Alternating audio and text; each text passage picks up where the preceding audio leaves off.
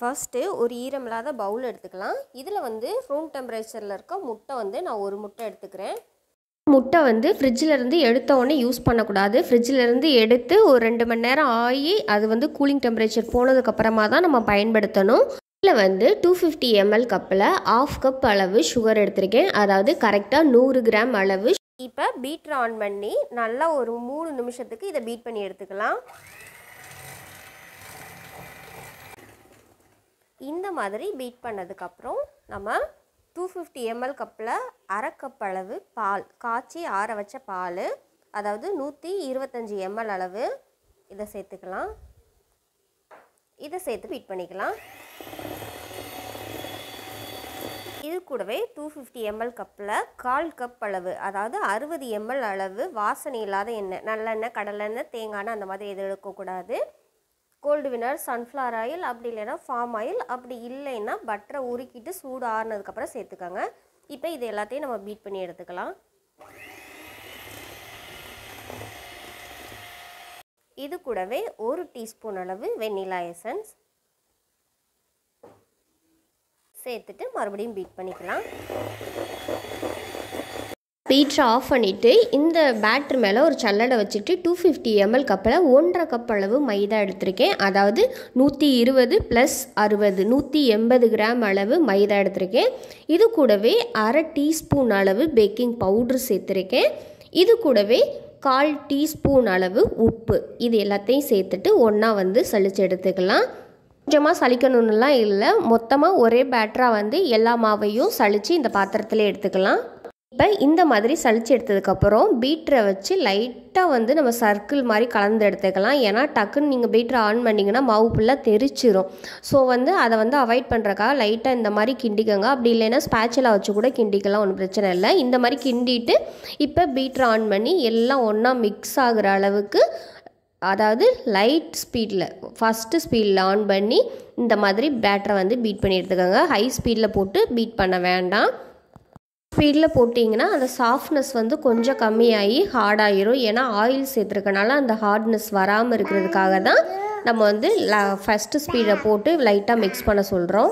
ஒரு muffin tray வந்து எடுத்திருக்கேன். இதில் வந்து 12 பீஸ் வைக்கிற மாதிரி மஃபின் ட்ரே.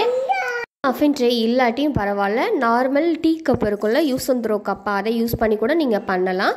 இதில் 2 லைனர் வந்து எடுத்திருக்கேன். ஒன்று கப் கேக் லைனர் எடுத்திருக்கேன், இன்னொரு வந்து கப் கேக் வந்து டீ கப் மாதிரியே கிடைக்கும்ல, அதை வந்து எடுத்திருக்கேன். இப்போ நம்ம ரெடி பண்ணி வச்சுருக்க பேட்டரை வந்து நம்ம கொஞ்சம் கொஞ்சமாக எடுத்து 3/4 பாகம், அதாவது ஆஃப் இது ஊற்றுவோம் கப் கேக்குக்கெலாம். இந்த மஃபின்ஸ்க்கு வந்து 3/4 பங்கு அளவு நம்ம ஊற்றணும். இது ஊற்றுறது தான் கொஞ்சம் சிரமமாக இருக்கும். ஸோ பார்த்து கவனமாக ஊற்றிக்கோங்க. ஓடிஜியை ஓப்பன் பண்ணிக்கலாம். ஓடிஜியை ஓப்பன் பண்ணிட்டு சென்டர் ரேக்கில் கொஞ்சம் போட்டு கை வந்து சுற்றாமல்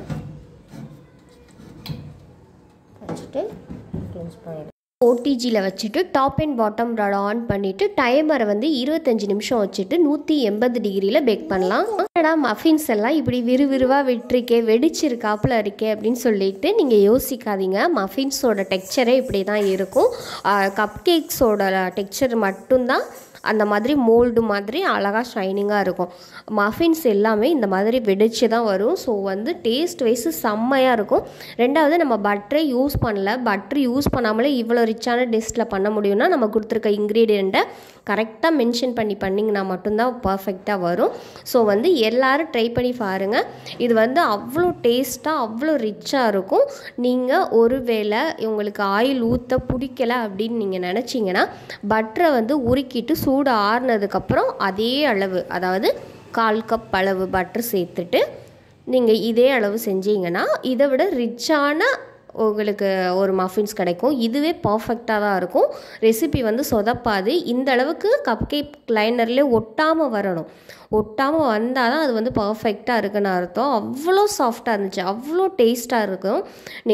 நாங்கள் வந்து இதில் வீட்டில் வந்து ட்ரை பண்ணுறது தான். ஸோ வந்து நீங்கள் நம்பி தாராளமாக செய்யலாம். பர்ஃபெக்டாக இருக்கும். குழந்தைங்களுக்கும் ரொம்பவே பிடிக்கும். ரெசிபி உங்களுக்கு பிடிச்சிருந்துச்சுன்னா எல்லோ கலர் ஹார்ட்டை கமெண்டில் பின் பண்ணுங்கள், பின் பண்ணுவீங்கன்னு நான் நம்புகிறேன். நீங்கள் இவ்வளோ நாள் கொடுத்த சப்போர்ட் அண்ட் லவ்வுக்கு ரொம்பவே நன்றி.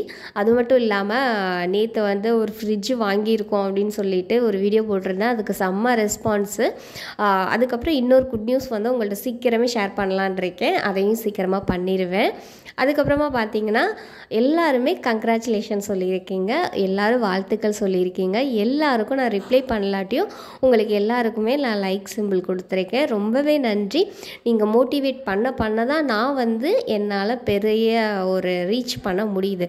ஸோ வந்து நீங்களும் சும்மாவே இருக்காதீங்க. நம்ம என்ன தான் வீட்டில் வேலை பார்த்தாலுமே நம்மளுக்கு வந்து வீட்டில் காலையில் விடிய காலையில் எந்திரிக்கிறதுலேருந்து நைட்டு லேட்டாக தூங்குற வரைக்கும் நம்ம வந்து மாடு மாதிரி தான் உழைப்போம். ஆனால் நம்ம என்ன தான் உழைச்சாலும் நம்மளுக்கு பட்டை என்ன வீட்டில் என்ன சோத்தை ஆக்கி தின்னுட்டு இருக்க முடியலையா, சோறு ஆக்குறது என்ன அவ்வளோ கஷ்டமா அப்படிங்கிற மாதிரி தான் நம்மளை வந்து டிமோட்டிவேட் பண்ணுவாங்க. ஸோ அதெல்லாம் நான் தாண்டி தான் வந்திருக்கேன். வந்ததுனால தான் உங்களுக்கு வந்து நான் இந்த அளவுக்கு சொல்ல முடியுது. எதையும் காதில் வாங்காதீங்க. உங்களுடைய பாதை எதுவோ அதை முன்னேறி நீங்கள் வாட்டில் போயிட்டே இருந்தீங்கன்னு வச்சுக்கோங்களேன், நீங்கள் தான் அந்த கோட்டையில் ராஜா. ஸோ வந்து யாரும் இதை சொல்லிட்டாங்க அதை சொல்லிட்டாங்கன்னு ஸ்கிப் பண்ணாதீங்க. ஸ்கிப் பண்ணோன்னு வச்சுக்கோங்களேன், அவங்களுக்காக நம்ம வாழ்க்கையை வாழ்கிற மாதிரி ஆயிரும். நமக்கான வாழ்க்கையை நம்ம எப்போ தான் வாழ்கிறது?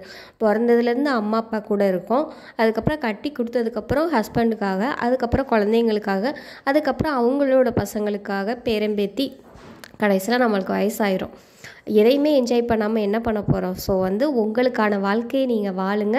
இன்னுமே வாழ்க்கை அழகாக மாறும். ரொம்பபடி நம்ம ஒவ்வொரு முயற்சியையும் முன்னெடுத்து வைக்கும் போது தான் அதுக்கான முன்னேற்றம் வரும், அதுக்கான மரியாதையும் நம்மளுக்கு வீட்டில் கிடைக்கும்.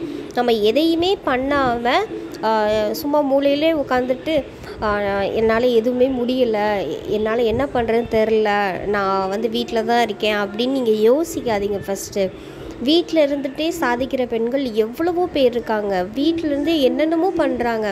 ஸோ வந்து நம்மளுக்கு ஐடியாஸ் மட்டும்தான் வேணும். உங்களுக்கு என்ன பிடிச்சிருக்கோ அந்த ஜேர்னியில், அதாவது அந்த பாதையில் போனோன்னா நம்மளுக்கு வந்து வெற்றி இல்லாட்டியும் வெற்றிக்கான முதல் படியவாது நம்ம எடுத்தோங்கிற ஒரு சாட்டிஸ்ஃபைடு இருக்கும்ல. அதனால் தோல்வியை கண்டு துவன்றாதீங்க யாருமே. ஒரு டைம் ஆரம்பிக்கிறீங்க, நீங்கள் பேக்கிங் தான் ஆரம்பிக்கணும்னு நான் சொல்லவே மாட்டேன். ஏன்னா ஒருத்தவங்களுக்கு பேக்கிங் பிடிக்கும், ஒருத்தவங்களுக்கு தையல் பிடிக்கும், ஒருத்தவங்களுக்கு ஆரி ஒர்க் பிடிக்கும், ஒருத்தவங்களுக்கு வீட்டில் இருந்தே குக் பண்ணி சேல் பண்ணுறது பிடிக்கும். ஸோ ஒவ்வொருத்தவங்களுக்கும் என்ன பிடிக்குதோ அதை கண்டுபிடிச்சிட்டு ஃபஸ்ட்டு டைம் நீங்கள் அட்டம் பண்ணுங்கள். அட்டம் பண்ணும்போது அது ஒரு தோல்வியில் முடிஞ்சாலுமே அதில் என்ன தோல்வி, நீங்கள் என்ன பிரச்சனையை வந்து ஃபேஸ் பண்ணீங்கிறத கண்டுபிடிச்சிட்டு நெக்ஸ்ட் டைம் அந்த பிரச்சனைக்கான சொல்யூஷனை கண்டுபிடிச்சிட்டு நீங்கள் மறுபடியும் ஸ்டெப்பு எடுத்து வைங்களே, அடுத்தடுத்த ஸ்டெப்பு போயிட்டே இருக்கும். ஏன்னா நான் உதாரணத்துக்கு சொல்லணும்னா, இப்போ நான் பேசுகிற ஆடியோஸ் முதற்கொண்டு ஒரு டேக்கில் ஒரு வார்த்தை எனக்கு வந்து கரெக்டுன்னு படும், மறு டேக்கில் எனக்கு வந்து அந்த வார்த்தை தப்புன்னு படும். ஸோ மறுபடியும் எடிட்டிங் பண்ணி மறுபடியும் அப்லோட் பண்ணதுக்கப்புறம் கூட மனசு மாதிரி நான் வந்து அந்த வீடியோஸை டெலீட் பண்ணிவிட்டு மறுபடியும் அப்லோட் பண்ணி திரும்பி வாய்ஸ் ஓவர் கொடுப்பேன். அப்போ அதை விட பெட்டராக வரும். அதுதான் நம்ம கற்றுக்கிற பாடம். அது வந்து தோல்வின்னு நினைக்காதீங்க, அது வந்து நம்மளுக்கு கிடைக்கிற எக்ஸ்பீரியன்ஸு. ஸோ வந்து எதையுமே ஸ்கிப் பண்ணாதீங்க. அடுத்தவங்க வாட்டில் சொல்லிகிட்டே போகட்டும், அந்த காதில் வாங்கி இந்த காதில் விடுங்க. உங்களுக்கு என்னால் செய்ய முடியும் அப்படின்னு நீங்கள் முதல்ல நம்புங்க. அப்போது எல்லாருமே எல்லா இடத்தையுமே ரீச் பண்ண முடியும். அந்த நம்பிக்கை எனக்கு இருக்குது. ஏன்னா நான் அந்த இடத்துலேருந்து வந்தவ தான்.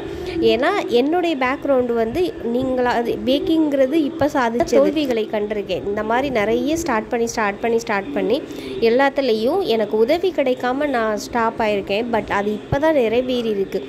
ஆனால் நான் ஸ்டார்ட் பண்ண ஜர்னி இது இல்லை, வேறு. பட் அதுக்கான சொல்யூஷனை நான் கண்டுபிடிச்சி முன்னேறி வந்தேன்ல, அது மாதிரி உங்களுக்கும் ஒரு சொல்யூஷனும் கிடைக்கும். அது மட்டும் இல்லாமல் ஒரு ஆப்ஷனும் கிடைக்கும். அதுக்கப்புறம் பிரைட்டான ஃப்யூச்சரும் கிடைக்கும்.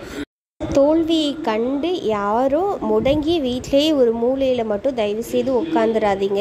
ஏதாவது பண்ணி சாதிக்கணும்னு ஒரு வெறியோடு செயல்படுங்க. எல்லாருமே முன்னேற்ற பாதையை நோக்கி நம்மளும் செல்வோம். எல்லாருக்கும் ரொம்பவே நன்றி. Thank you for all.